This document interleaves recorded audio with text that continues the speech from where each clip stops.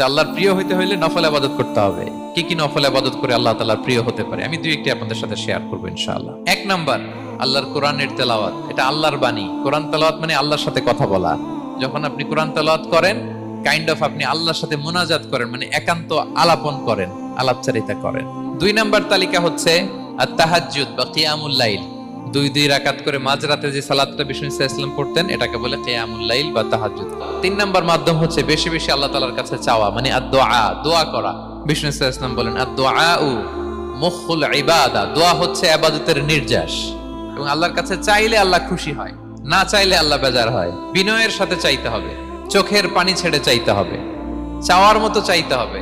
চাওয়ার মতো চাইলে আল্লাহ দেয়। আল্লাহ তাআলা আমাদের সবাইকে তার প্রিয় ভাজন বান্দাদের তালিকায় অন্তর্ভুক্ত করে নেক। আমরা সবাই পড়ি আমিন।